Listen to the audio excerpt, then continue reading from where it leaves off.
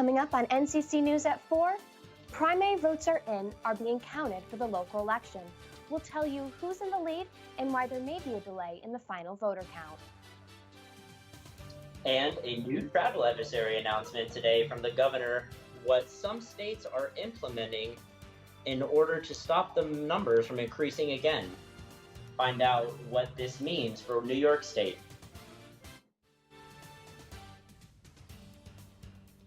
And I'm Brady Williams. Coming up in a little bit, I'll have more about what is going on with Phase 4 and how it's affecting local businesses.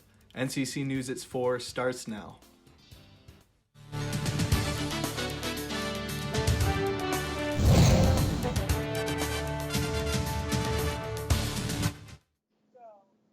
Primary results are in, and we'll have all the updates. Good afternoon. I'm Jillian Andrews, coming to you live from New Woodstock, New York. And I'm Bailey Arredondo, coming to you from Monterey, California. Let's jump into today's top story.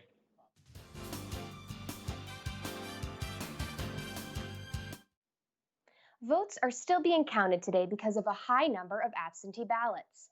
Restrictions put in place by the COVID-19 pandemic led to many Central New Yorkers choosing to cast their vote through the mail. However, some polling locations were open yesterday for those willing to cast their vote in person. It looks like Dana Balter has beat out Francis Knoll from the 24th District. Election results, Joe Biden is the clear favorite for Central New Yorkers. However, the official results will have to wait until the votes are counted. It appears that Biden took home over 71% of the votes yesterday. Bernie Sanders was a far second, pulling roughly 18% of votes. Biden has officially won the Democratic nomination. The other 10 candidates on the ballot have already ended their campaigns. Even so, the election is important for determining how many delegates each candidate receives. It may be hard to keep track of how the virus is spreading, but Upstate Hospital has plans to fix that. That's right. Upstate Hospital announces plans to monitor hundreds of people with family members diagnosed with COVID-19. The 3-month study will monitor people living with someone treated or tested with COVID-19.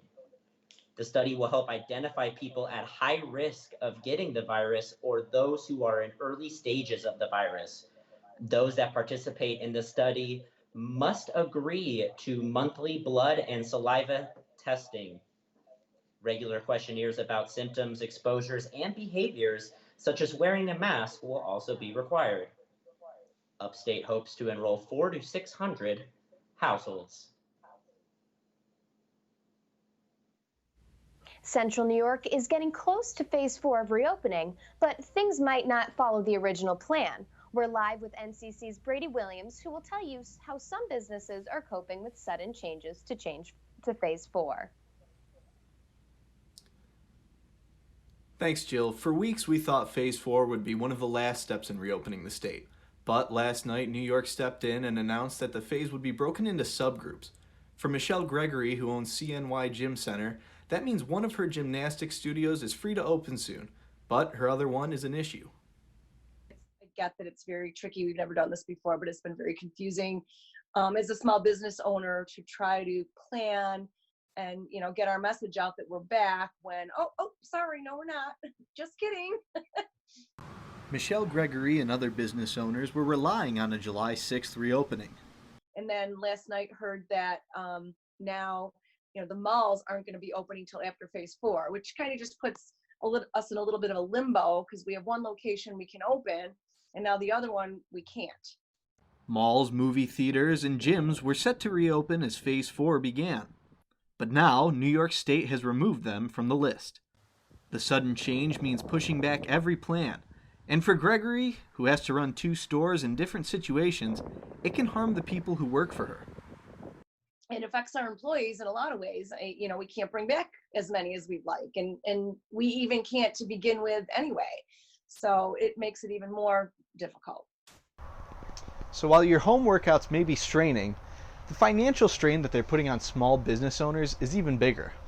To be honest with you, it's going to take a while for us to recover. It's made small business owners wonder if the timing of who can open when might be a little unfair. The fact that the mall isn't open and we don't have an outside entrance is very difficult. And I feel like if some of these small businesses can open, the mall should be able to open. Despite comprehensive plans to prevent the spread of COVID-19 within the exempted businesses, the state still feels it's better for malls, gyms, and theaters to wait. And that's what they'll do. Brady Williams, NCC News. Exempted businesses are going to have to remain closed indefinitely, but the website forward.ny.gov has a searchable catalog to tell you if your business is still prohibited. We'll send things back to Bailey and Jillian in the studio. Thanks, Brady. We'll have many more COVID updates later in the show. However, Governor Cuomo announced just this afternoon that New York, New Jersey, and Connecticut are implementing a 14-day quarantine. Those that are traveling to the region from states with high COVID-19 numbers will be required to quarantine. The quarantines will apply to any state with an infection rate of 10% of the total population. As Central New York is opening up, there also has been an increase in police activity. Syracuse police are investigating today after a stabbing that happened early this morning. A 23-year-old man was at home when a burglar broke into his home. According to police scanners, the burglar stabbed the man in the neck. The victim was rushed to the hospital and is expected to survive. Police are asking anyone with information to call the number below.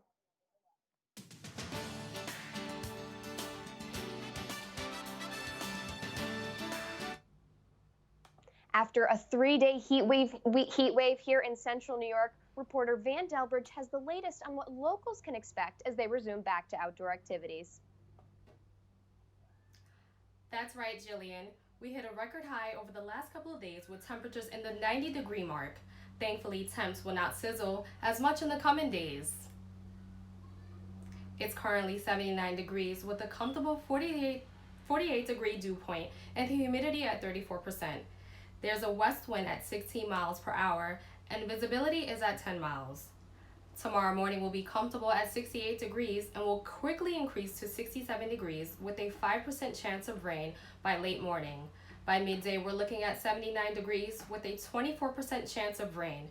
Later in the day, the temperature will slightly drop to 75 degrees and there's a higher chance of a thunderstorm approaching. We'll be down to a mild 65 degrees in the evening. That'll do it for the weather at 4. I'll have more updates in the 5-day forecast at 4:45. Thank you, Van. Coming up on NCC News.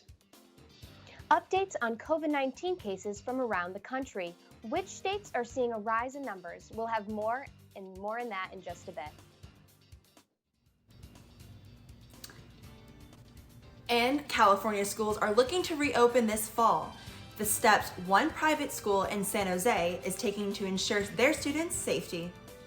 That story and more after the break.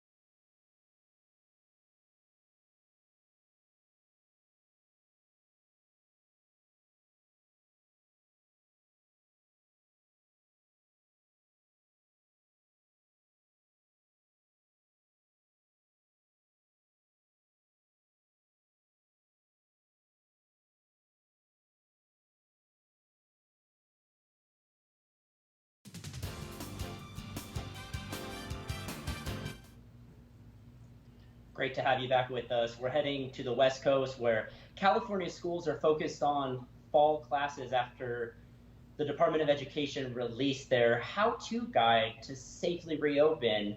Our reporter Cheyenne Nobrega is live in San Jose, California with more.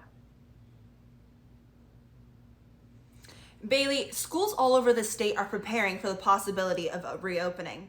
Valley Christian School here in San Jose just recently notified parents that they have several different options on the table. One being a hybrid learning environment that would reduce class sizes by half. Due to social distancing guidelines, we need to reduce our class sizes by half. So we would have students come to school every other day and then at-home learning on the opposite days. So structuring the classrooms in terms of spreading out desks, removing excess furniture, creating stairwell directions, that's the easy part. The hard part is, I think, managing temperature checks every morning. Another concern Valley Christian has is the emotional and social state for their young students. Massler says spending time talking with students and making sure that they're feeling okay will absolutely be a focus when they return. We know that kids have developed fears, and they're learning about things far earlier than we would want, earlier than is age appropriate. So making sure that kids have a voice and that we are really taking the time to listen and validate their feelings is super important.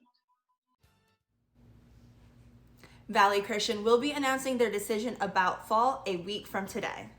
Reporting from San Jose, California, I'm Cheyenne Nobrega. As New York City is taking these early precautions, national reports state that 26 states are seeing multiple new coronavirus cases, an increase compared to last week's results. California, Florida, and Texas are all reporting thousands of new cases. California recorded just over 5,000 cases this week. Florida officials announced there was 3,000 cases confirmed in a single day. And in Texas, health authorities have said hospitalizations are rising at the fastest rate yet. Another big cancellation for New Yorkers and runners. The 2020 New York City Marathon, scheduled for November 1st, has officially been shut down in concerns of the coronavirus pandemic. The New York road runners made the announcement this morning that there was a high level of concern for the safety of the runners, volunteers, and spectators. Roadrunners, who puts on the marathon, released this statement that reads, "Canceling this year's TCS New York City's marathon is incredibly disappointing for everyone involved, but it was clearly the course we needed to follow from a health and safety perspective. Marathon Day is a part of the heart and soul of New York City and the global running community." Last year's marathon was the world's largest 26-mile race with over 50,000 participants. This is the second time in the last decade that the marathon has been canceled, the previous occurring in 2012.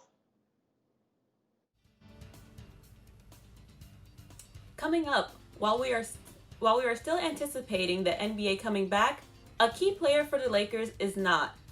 Also, we are exactly 1 week out from the MLB starting back up. Find out the differences in this season and what we will have to get used to.